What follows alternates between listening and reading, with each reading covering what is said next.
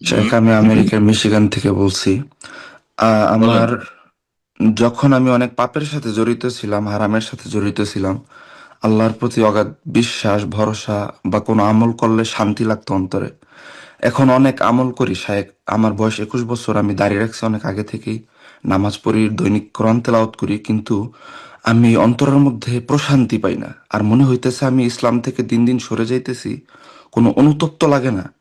এমনকি আমার মুখ দিয়ে কুফরি কথা বের হয় আল্লাহর সম্বন্ধে। এত হুম। বিচ্ছিরি কুফরি কথা বের হয় আমার স্ত্রী শায়েখ। ও ভয় পেয়ে যায় যে এত বড় কুফরি কথা, মানে নাস্তিকরাও বলে না।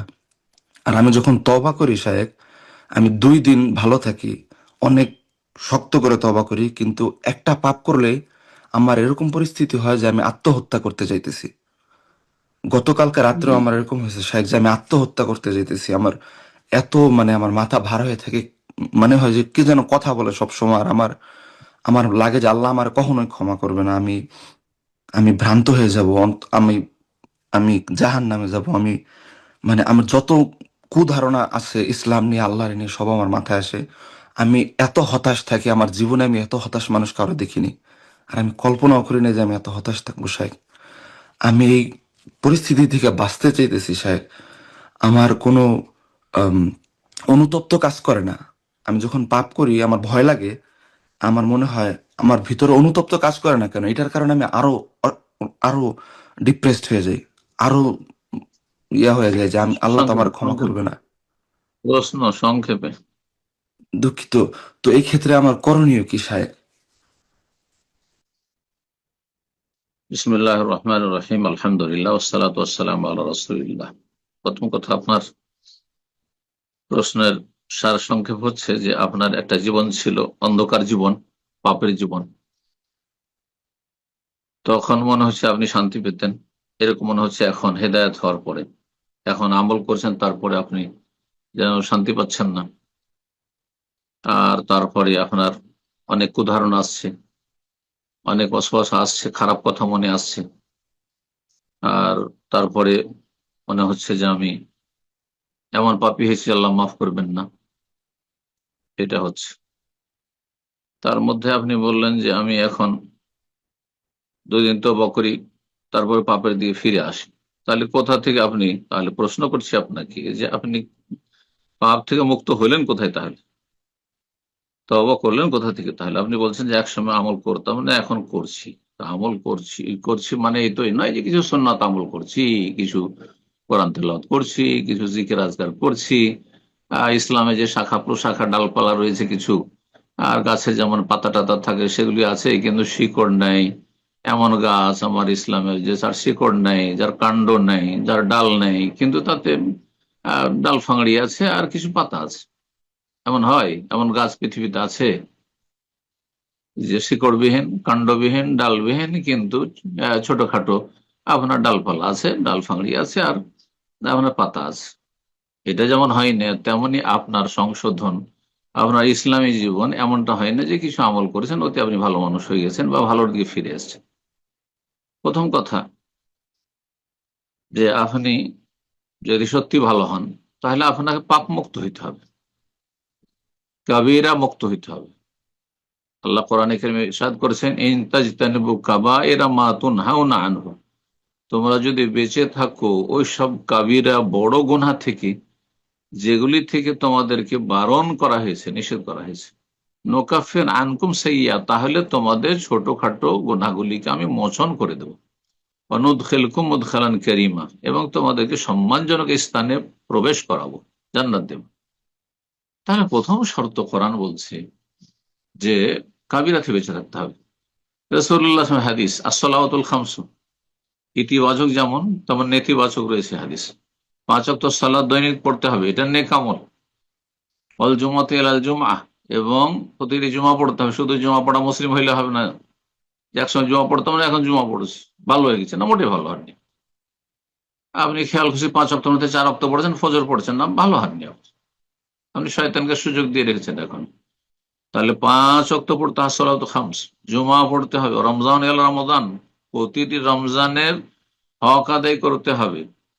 ফরজ কমপক্ষে, তারপরে সুন্নত নফল যত পারেন।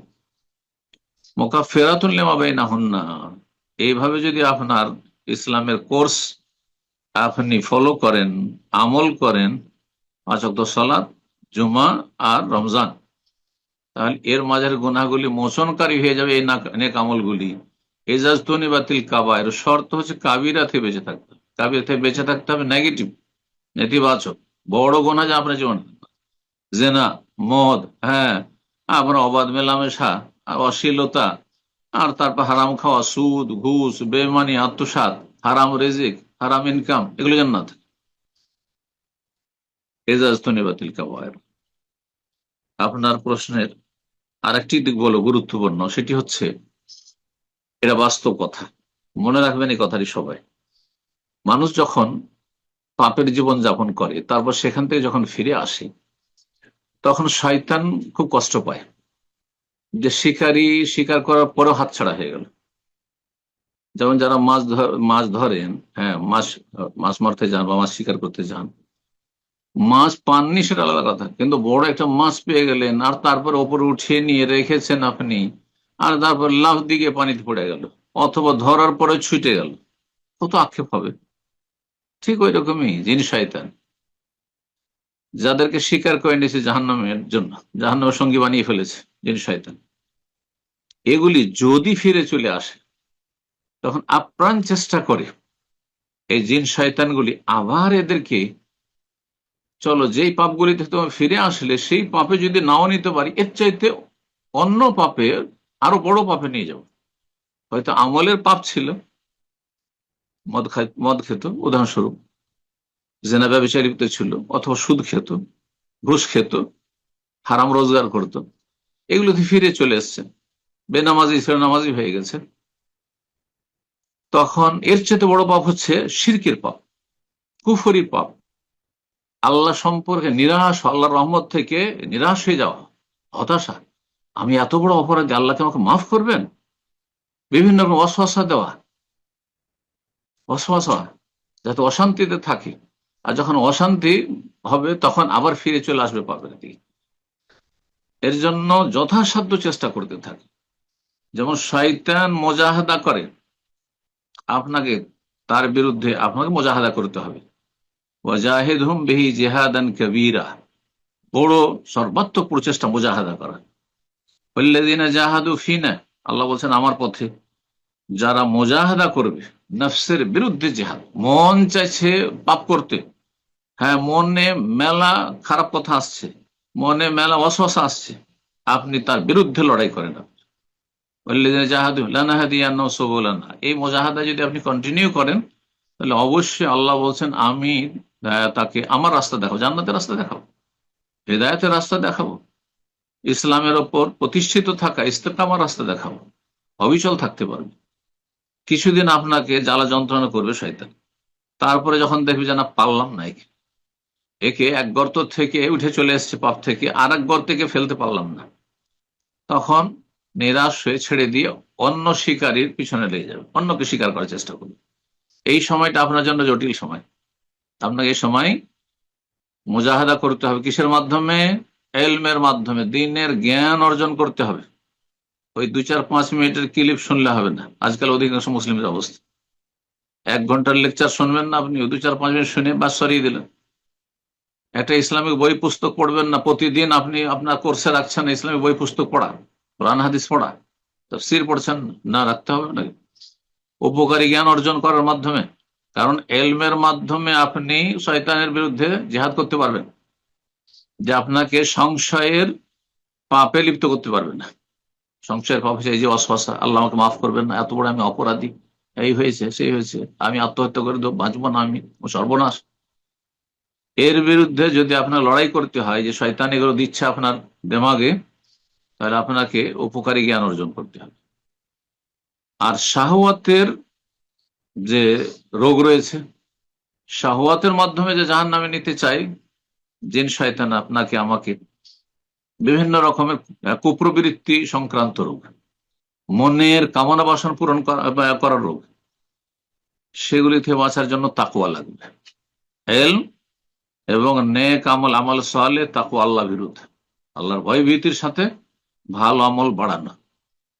এইভাবে যদি আপনি করেন, দিনের উপর অবিচল থাকেন, তাহলে কিছুদিন পরে শয়তান নিরাশ হয়ে যাবে। যেমন আপনার খারাপ সাথী সঙ্গীগুলি ছিল মুসলিম সমাজের অথবা অমুসলিম সমাজের, আপনার আশেপাশে বন্ধু মহল ছিল, যখন দেখবে যে লোকটি ভালো হয়ে গেছে, তখন আপনার ধারে কাছে আর আসবে না, আপনার সাথে আর যোগাযোগ রাখবেন, কারণ ওদের ফ্রেন্ড সার্কেল আলাদা হয়ে যাবে। ঠিক ওই রকমই জিন শয়তান আপনার ফ্রেন্ড সার্কেল যারা আছে কিছুদিন আপনাকে আবার জাহান্নামে নিয়ে যাওয়ার চেষ্টা করবে, যখন পারবে না তখন ফিরে চলে যাবে। আপনাকে এই সময়টায়, কঠিন সময়, শক্ত হইতে হবে দিনের জ্ঞান অর্জন করার ক্ষেত্রে, ভালো আমল করার ক্ষেত্রে।